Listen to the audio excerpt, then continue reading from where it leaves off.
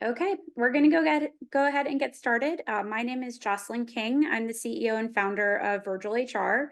Virgil HR is an employment and labor law compliance solution for HR professionals. Among many things that we do, one of the cool features of our product is our smart chatbot. It's programmed by labor and employment and professionals like Tim here on our call today.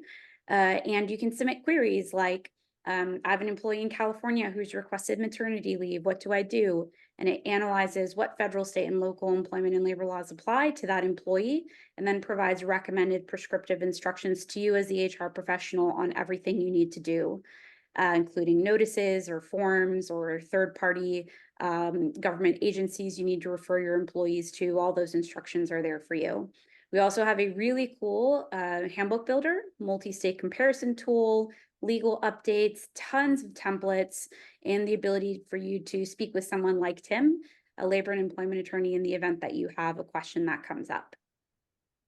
Tim, I'll turn it over to you for a quick intro. Thanks, Jocelyn. Yeah, my name is Tim Seidman. I previously worked prior to Virgil, in Washington, D.C., for the National Treasury Employees Union.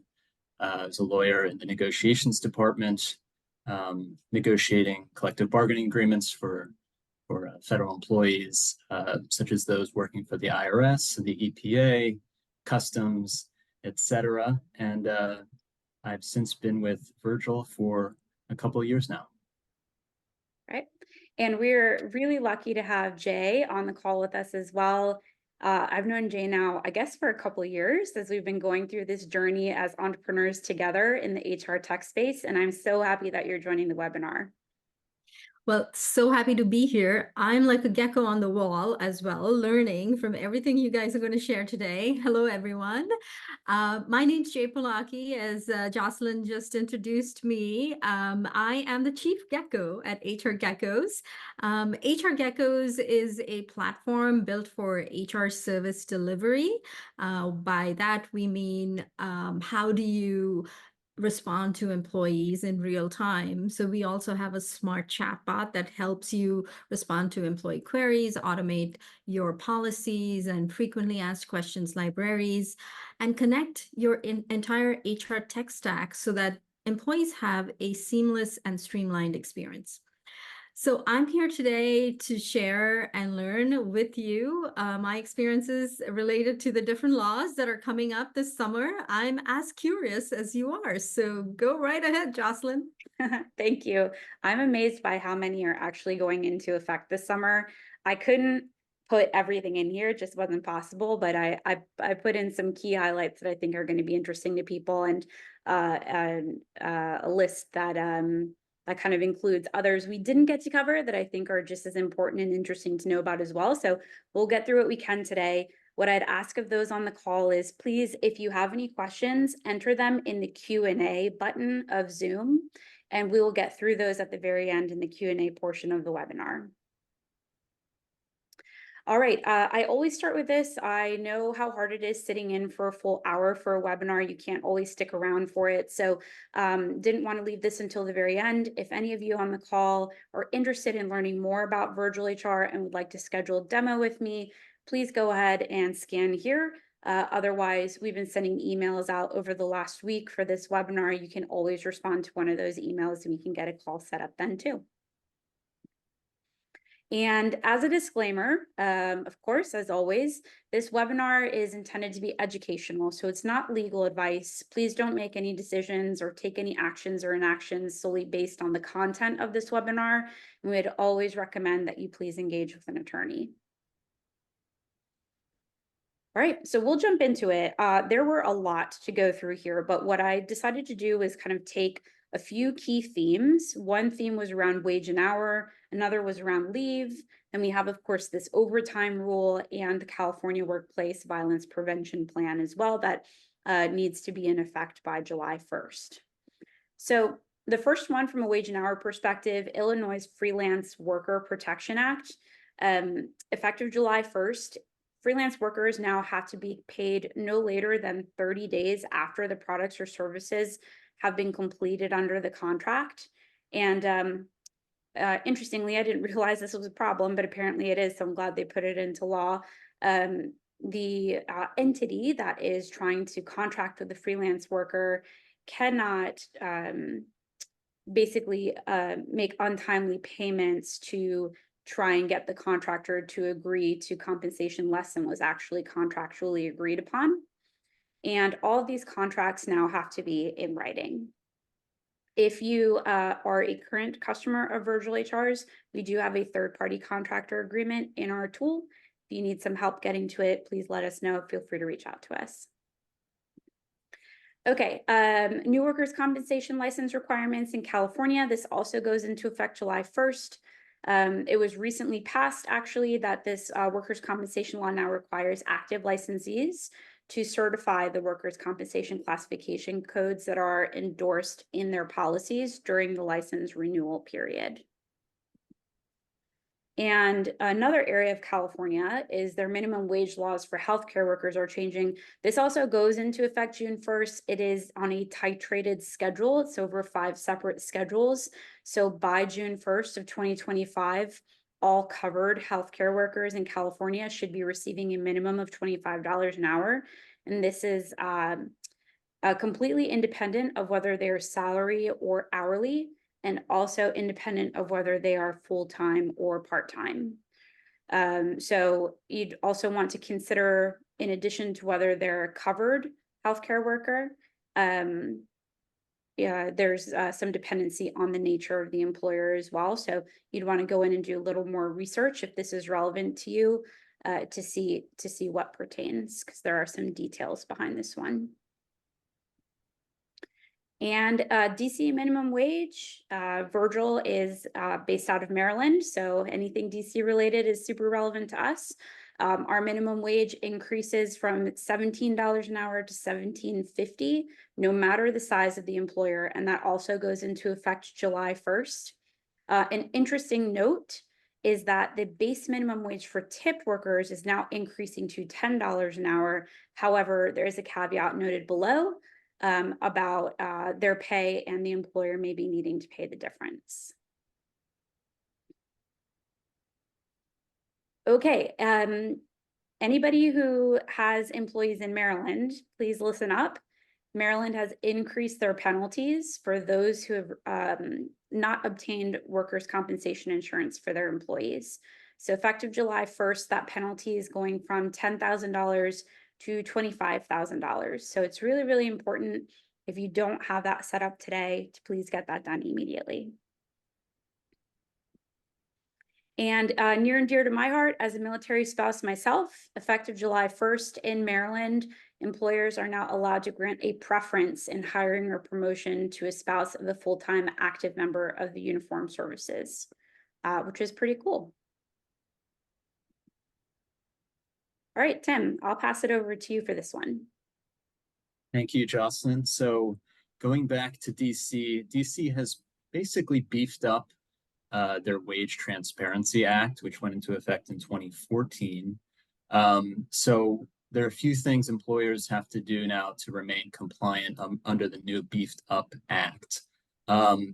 So first of all, who does it apply to? They've clarified that this act applies to employers who have at least one employee in the district. And note that that does not apply to independent contractors. So independent contractors do not count as employees. But in effect, it'll apply to most DC employers. So what are employers now barred from doing? They're barred from screening prospective employees based on their previous wage history. So this includes setting employment criteria based on past compensation, or requiring wage history disclosure as part of the interview or offer process. All job advertisements and postings now must include a minimum and maximum salary or hourly pay range. And this, it should reflect an employer's good faith estimate. So it doesn't have to be exact necessarily, just a good faith estimate of compensation for that position. Before the first interview of an applicant, as an employer, you must disclose the existence of healthcare benefits that the employee may receive. So increasing early transparency to these benefits. You must post a poster invisibly in areas of high visibility within the workplace, informing employers or employees of their rights under this new beefed up act. This is set to go into effect on June 30th. Great, thank you. All right, before we continue, Jay, I kind of wanted to turn it to you for a minute, just in your experience in human resources, which you didn't even get to touch on, and is quite vast.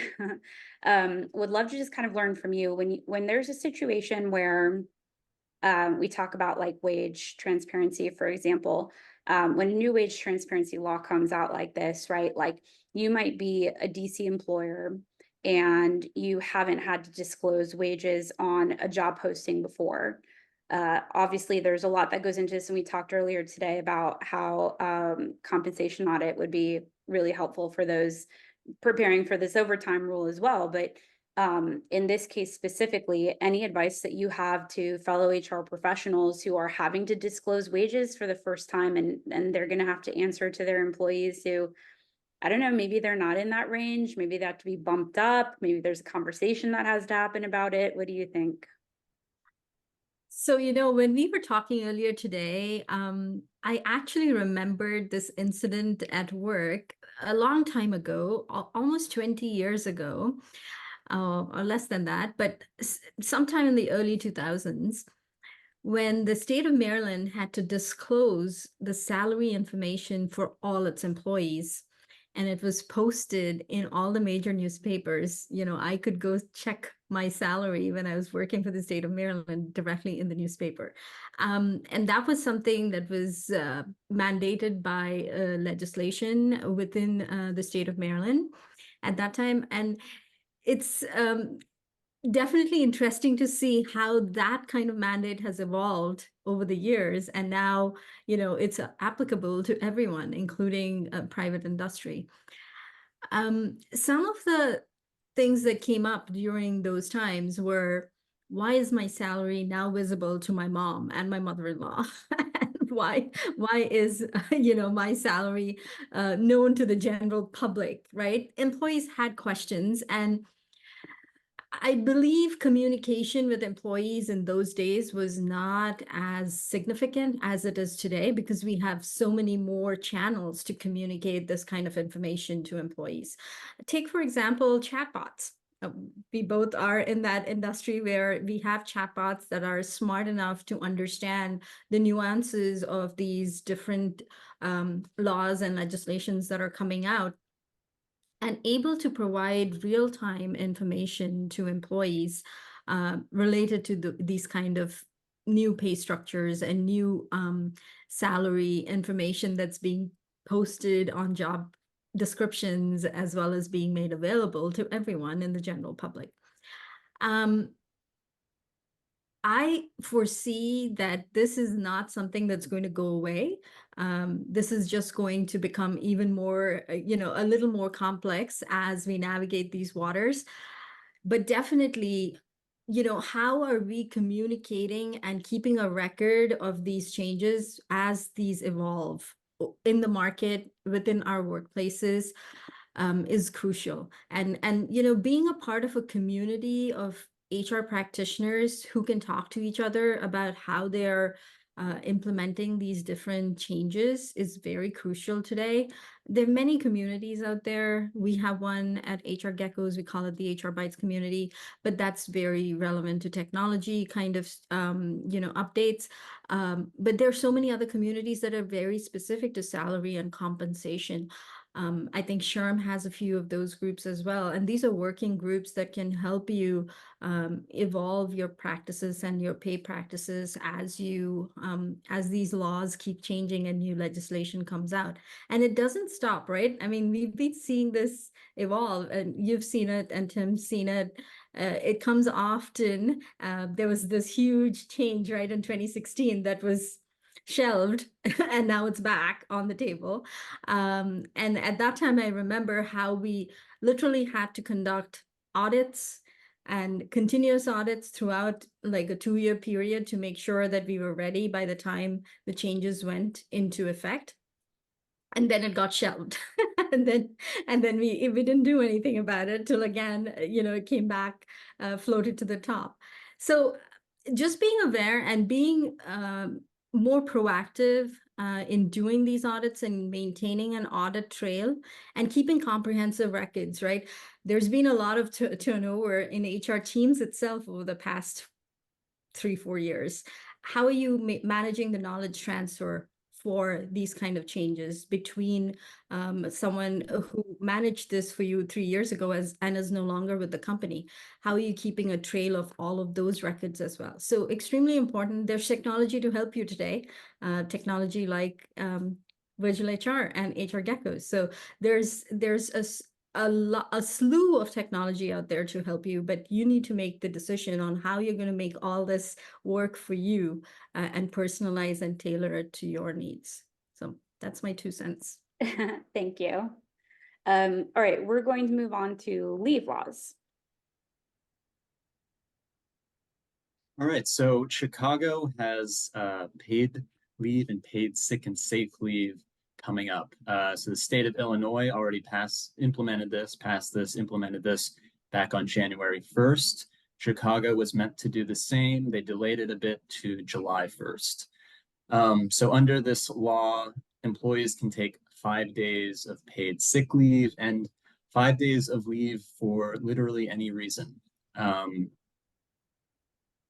All employers that have 1 or more employees are covered under this law. Again, does not count independent contractors as employees there. Certain payout provisions are based on company size. That is correct. So specifically, employees must provide a payout when an employee separates for accrued but unused paid leave, not sick leave, but paid leave, unless the employer has 50 or fewer eligible employees under the law. Again, so this is effective July 1st. There are a few issues here regarding front-loading leave. Employer is allowed to front-load at least 40 hours of paid leave. And if they do so, they do not have to allow that employee to carry over their unused paid leave. Employers can deny paid leave for certain limited purposes regarding maintaining continuity of business. They should consider, so the regulations list a few factors employers can consider in denying leave for that reason, such as whether granting the leave during a particular time would significantly impact business operations, whether the employer provides a need or service critical to the health, safety, or welfare of people in Chicago, and things like that. Employers may, so there are some restrictions available to the employer beyond that. They can restrict the use of paid leave or paid sick leave to the employee's regular work week. Another requirement of employers is they must provide notice to new hires with their first paycheck or prior to the commencement of that employee's employment as part of the onboarding process.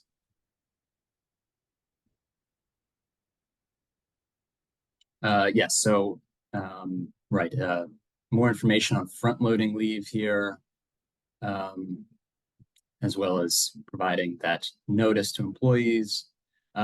Finally, if employers do make a change to their policy at any time, and it's important that employers create a policy in advance of the effective date here, they need to provide notice of that change to employees, 5 calendar days written notice specifically, before any change to the policy is effective.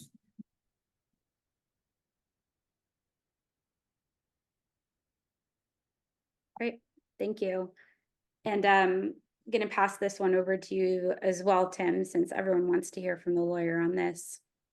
Yes, big changes coming, possibly eventually. We don't know exactly when, because there are likely delays to this, but let's go over it nonetheless.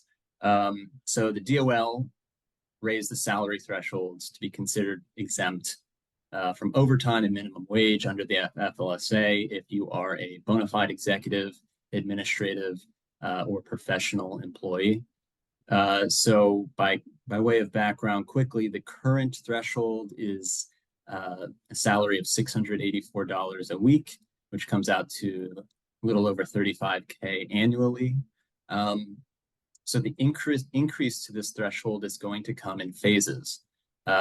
First, on July 1st, when the threshold will increase from $684 to $844 per week, which comes out to almost $44K annually. The second phase we will see on January 1st, 2025. That'll increase the threshold to $1,128 per week, or a little over $58,000 annually. We'll see the next increase in 2027, and every 3 years thereafter. Those increases are currently TBD. Something to note is there is a highly compensated employee exemption under the FLSA as well. The current threshold is about $107,000 annually. On July 1st, that number will go up to $132K. On January 1st, 2025, it goes up to $151K. What's next? Again, it's anticipated that this will be challenged in court.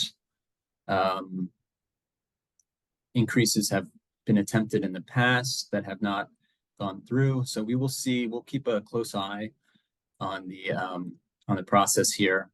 What should you do? How should you prepare as an employer? Well, you might need to reclassify employees pretty basically. You might have employees who were previously exempt under the current thresholds who will no longer be exempt under the new thresholds. And I will defer to Jay in a little bit on what else employers might need to do. Thank you, Tim. Again, going back to when we had these meetings with employees during the 2015-2016 comp cycles,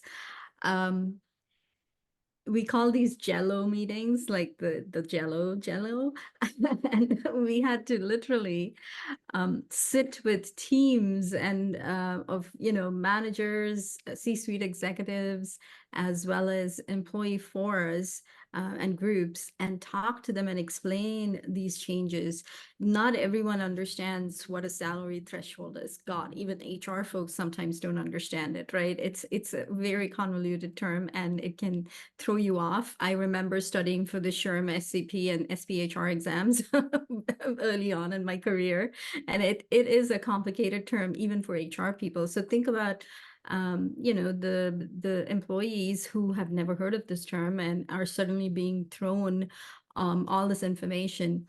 So one big thing that I always tell my team, is to be prepared to answer questions in a very thorough and very, very simple, with less jargon when they're explaining this to employees. And always be well versed with all of these reclassification terms and be able to explain that in a very non-technical way, so that employees understand, because this is a very sensitive conversation, especially when someone who has always been in an exempt role is suddenly going to be a non-exempt employee, and they could perceive that as a demotion when it's really not. And so how do you allay those fears around that kind of sensitivity? So always be prepared, take with you all the relevant documentation that you need. And if you can send it to the employee beforehand as well, before the meeting, that is even more helpful, so that they kind of have a general understanding of what they're coming into to understand things. And sometimes people need to read things before they can take part in a meeting as well. So it's very important that you're giving them that opportunity to be prepared for the meeting, as prepared as you are to communicate this information. Yeah, I think, Jay, something that I found is, like, when you're in HR land, like, you're just living this, right? But the average employee, a lot of them think that these are our decisions, the employer's decisions, not that it's an actual law. And so the education aspect is so important, especially as you say, in such a sensitive situation where people might feel like they're being demoted in some way, especially if they've been in the role for a really long time. So I think it's good to keep that in mind, that not everybody realizes we're following the laws. Sometimes they think we're just making this change internally because there's a change that's being made and we're trying to save money or something. Right. Absolutely. So yeah, yeah. And you know, in the midst of all that, um, it's crucial that we keep the employee at the at the forefront of the conversation and not get defensive when these questions come up, similar to what you just mentioned, right? There are so many nuances to these laws sometimes, and you know, sometimes it's extremely difficult to put it into a very non-technical kind of language for employees. And so practicing on our end as HR folks and business leaders is also important, because, you know, as a small business of 10 employees, you might not have the HR experts to be able to put all this into perspective for an employee. So as a business leader as well for a small business, how are you preparing to answer these questions for those employees who might have to be reclassified? You know, that communication piece and that compassionate communication piece is so crucial during these times. Yeah. Yeah, thank you. Absolutely. And someone in the audience agreed, educational approach is best. Thank you. All right. Tim, this is also your topic. Yes, so as you may know, California recently passed a new workplace safety law that requires employers to establish, implement, maintain an effective workplace violence prevention plan. So what is required of your employer under this new workplace safety law? So here's what your plans have to have. You're required to maintain a violent incident log of all violent incidents against employees, as well as post-incident investigations. You're required to let staff know how to obtain help from law enforcement and in response to workplace violence emergencies. You have to identify those who are responsible for implementing the plan, including roles, trainings, protocols for assessing and reacting to threats of workplace violence. You have to annually review the plan. You have to explain to employees how to report violent incidents without fear of retaliation, and explain to them how their concerns will be addressed. And you have to lay out procedures for responding to violent emergencies, including alerts about emergencies, feasible evacuation, and sheltering plans, as well as obtaining assistance for staff, security, and from law enforcement. So plans must be developed by July 1st.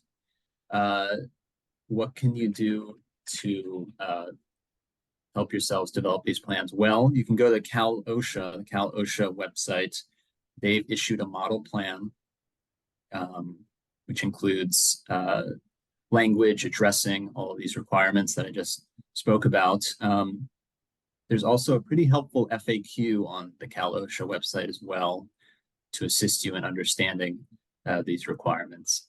So I would really recommend checking out Cal OSHA as you're developing these plans. I did have a question, since we do have a lawyer here, if I may, related to this law. And I'm just curious because we do have clients in California and they're going to ask us this question. So this law per se is not applicable to employees who are teleworking from a place that's not under the control of an employer. And, you know, this has so many nuances, right? And the legislation also talks about if the place of employment has fewer than 10 people and is not accessible to the public, and they meet the injury and illness prevention program guidelines, it's fine. but how is public access defined is something that came to mind. Like, how are we defining that? Apparently, it's not defined, and a lot of people are grappling with that. Is there any guidance on that in addition, Tim, that you could provide? Good question. Public access. So, well, first of all, you are right. It's something I should have pointed out. You can technically be a California employer and not be covered under this law if all of your employees, for example, are working from home in a different state. So that's something that's important to note. As for public access, good question. Let's see. I don't. I'm checking the FAQs currently. It doesn't seem like they address this either. Okay. So it seems like it's something that you may want to contact the state's Department of Industrial Relations to see if we can get further clarification on that point. Great.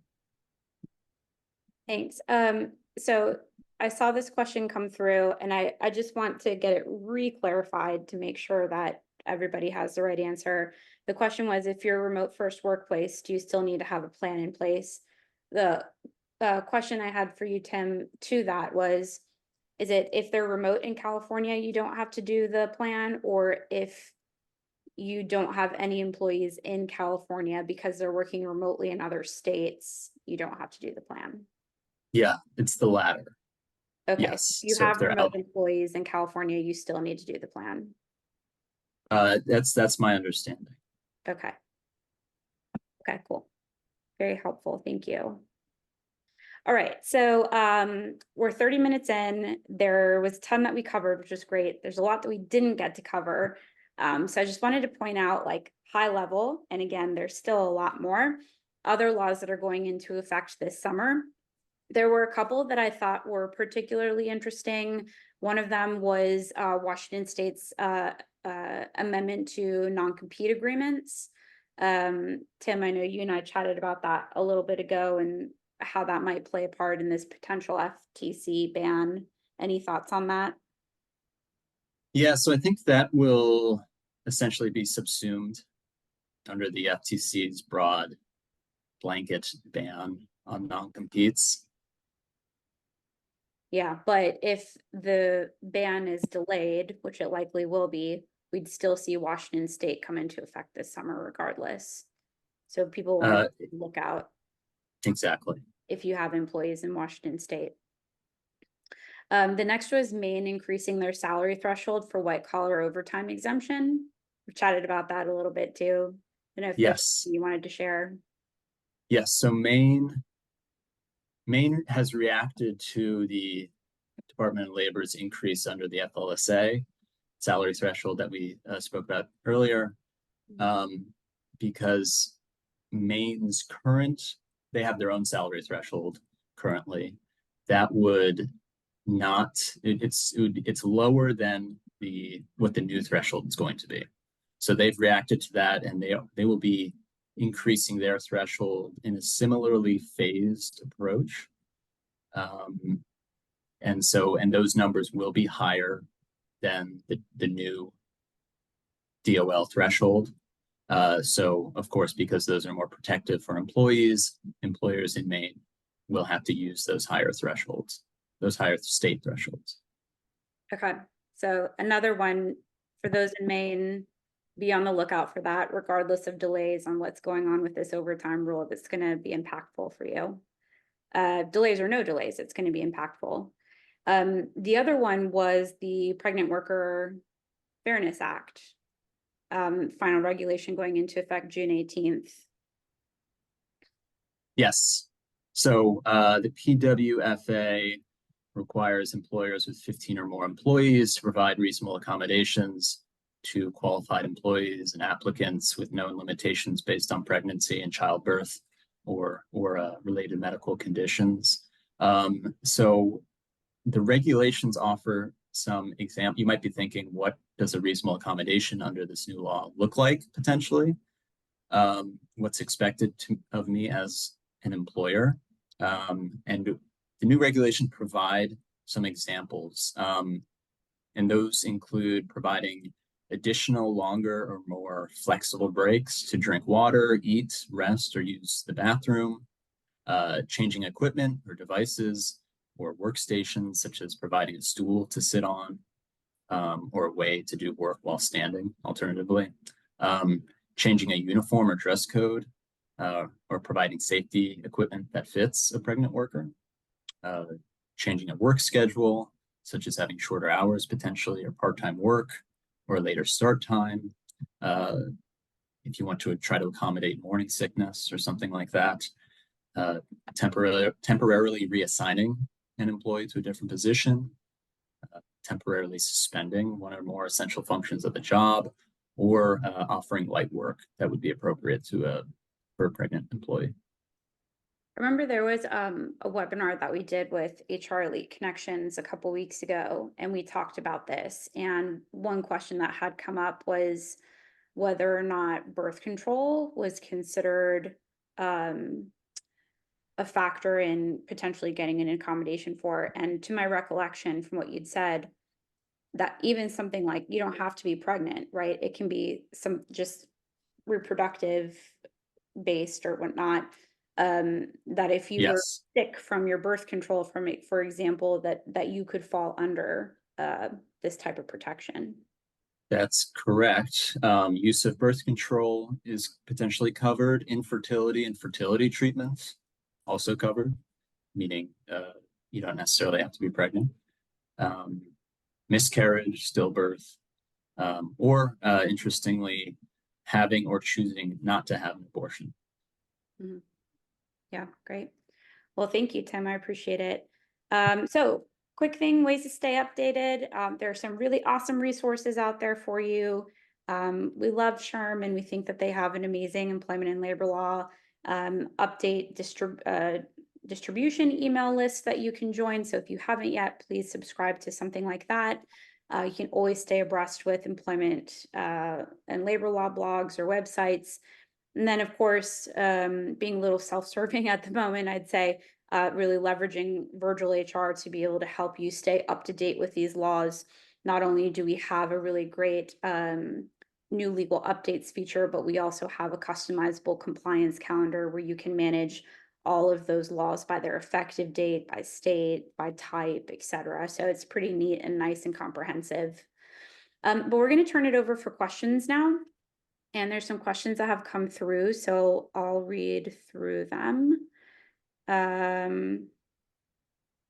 Okay, first is, I was going to send you an email, but wondering if you have any language around child labor laws for employee handbooks. I used the interactive tool to get the information I needed, wondering what your recommendations are for employee handbooks when it comes to covering child labor.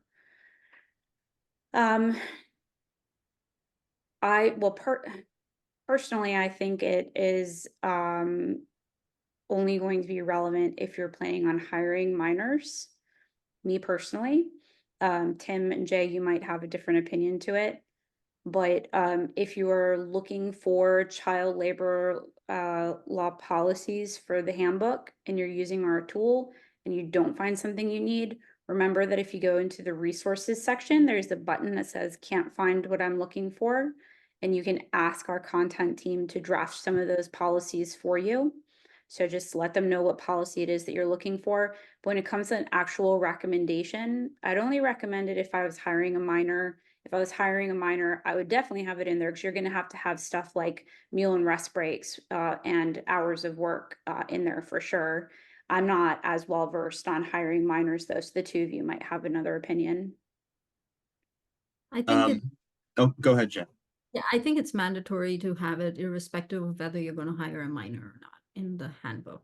Some employers, some states require it. So I'm not, I know for sure Maryland requires that you have something around this in the employee handbooks and policies. So I'm not sure if every state requires it, but I'll let Tim answer the legal side of things. But I think it's important to at least mention it briefly in some part of the handbook so that if they have further questions, they can, call HR to get more information. But that's my 2 cents, and that's how it's been, I think, for a while now. at employers. There are, yeah, I was just going to mention, it's important to keep in mind that while the FLSA has its own child labor provisions, many states also have variations on that theme to include more covered positions. So it's important to know your state's requirements there. I also see there's a second question here, and that I'd like to address on the previous question that we had regarding the California Workplace Violence Prevention Bill. I think I misspoke. So there is an exemption for telecommuting employees, but it's not restricted to those who are out of state. So that I think I misspoke there. As long as the employee is able to choose that teleworking location, and it's not under the employer's control. So if the employee can choose their teleworking location, then the employer would not be covered.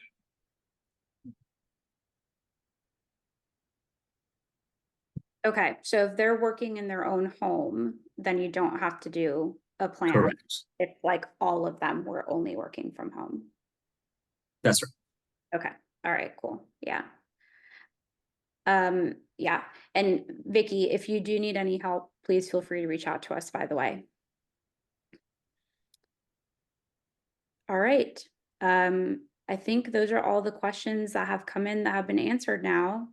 Thank you all so much for your time. I really appreciate it. We will be sending a recording of this out to everybody by Friday.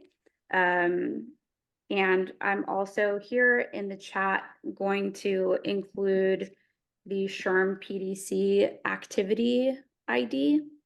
So for those of you who are certified and would like to use the 1 hour toward credit, you're welcome to do that. Otherwise, thank you all so much for your time today, and I hope